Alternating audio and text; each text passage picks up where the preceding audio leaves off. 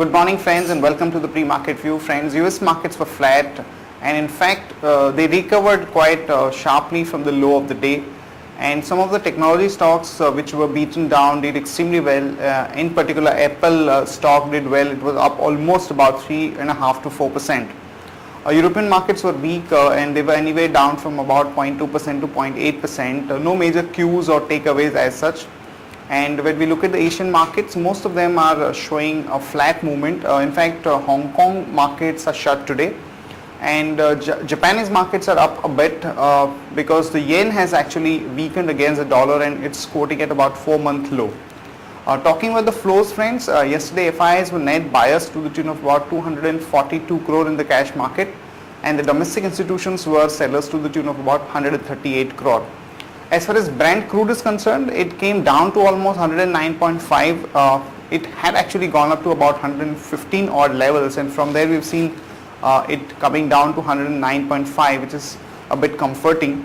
And back home, friends, our markets actually paused a very strong positive up move yesterday, led by some of the banking names, particularly HDFC Bank, Axis Bank, ICICI Bank.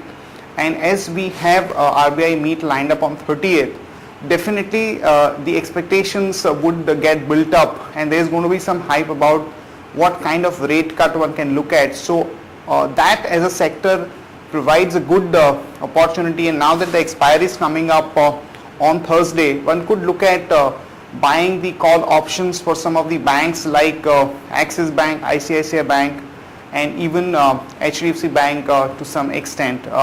Even L&T came out with extremely good set of numbers yesterday. Particularly their ENC division has reported extremely good growth.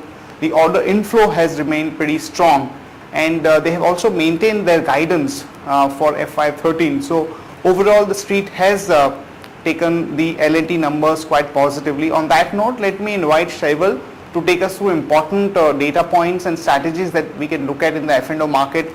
Also the rollover situation, how it is, and what one can expect in terms of the best ideas in the F&O space. Shaival will take us through that. Good morning, friends. What we have seen in yesterday's trade, again a sharp bounce from the lower levels, and also what we have seen a huge amount of open interest, say maybe around 22 lakh shares were added in open interest, and a significant increase in the cost of carry has been also witnessed. So that's been clearly indicating that long positions have been accumulated at lower levels, and that is also reflecting the confidence of the participants at lower level. Now if we talk about the implied volatility, the volatility index VIX has cooled off significantly in yesterday's trade. Around 10 to 11% cooling off has been seen.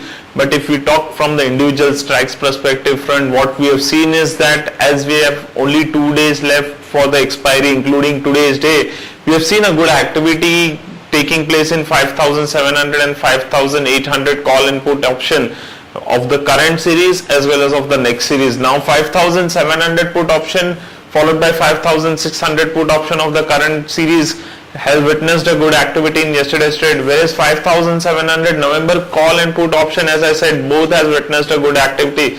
That same goes for the 5,800 call and put option, and 5,800 call options of the current series stands with highest number of shares in the open interest, that is about 1 crore mark. As VWAP is placed at 5750 and markets are not able to surpass that, but what we feel is that if market are able to surpass 5750, then the next hurdle would be 5800. And what we feel is that the implied volatility has been continuously cooling off. Market may continue to trade in a range as markets are not expecting anything much from the expiry as well as from the news front. From intraday perspective, we have identified 3 stocks. Bajaj Auto is looking positive with support of 1759.95. Bharti Airtel is also looking good, so one can maintain a stop loss of 267 rupees 90 paisa. Whereas Dabur is looking bit weak, so one can go short on Dabur with resistance of 132 rupees 90 paisa. Thank you. Friends, back home we saw our markets actually stunning a good surprise by moving above 5700 level and closing somewhere around 5720, and it remains to be seen if the markets can sustain this 5720, 5750 levels, because for the past about 5 to 6 trading sessions that we have seen that the markets are actually not able to cross and as we have the expiry coming up, it could be an interesting move which can be played through options. So we will watch out for that level. Friends, these are the results that we are tracking today. Sterlite will be reporting the numbers, and the net profit that we are looking at is about 1235 crore. The stock has remained subdued, so there could be some pullback once the numbers are announced. And Yes Bank, we are looking at a net profit of 278 crore. As I said before, the entire banking sector could remain positive because of the expectations of some kind of a rate cut in the RBI meet. So this could provide a good trading opportunity once the numbers are out. Also friends, L&T results I have already touched upon. Just to quickly recap, overall the order inflow was about 30%, which is quite positive, and there was some improvement in the margin to about 10.7% from 10.3%, and most of the market participants have taken the numbers positively. So there is a positive bias on L&T stock from an investment perspective. In other news, Dr. Reddy's has acquired a Dutch firm for about 192 crore. So one can go long on Dr. Reddy with a stop loss of 1687 and a target of about 1773 to about 1780. And MCX SX has already signed up about 700 odd members in the last few months. They are going to be launching their equity and F&O segments very soon, somewhere in the next couple of months, and their commodities and forex platforms are already doing well.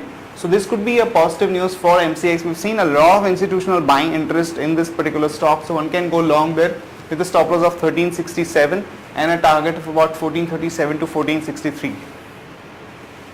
Rain Commodities has acquired a company for about 4,914 crore, which is a huge sum for Rain Commodities. In fact, this news, when it came during the market, as the stock actually came down by 4%, but we believe that this is an important strategic acquisition for Rain Commodities, so one can go long with the stop loss of 40.40 and a target of about 42.5 to 43.25. Indiabulls Finance is considering a reverse merger with Indiabulls Housing Finance. The company already reported good set of numbers yesterday, where their net profit grew by almost 31%. And there are also reports that the company may announce about 8 rupees per share dividend. So one can go long on Indiabulls Finance with a stop loss of 233 and a target of about 245 to 250.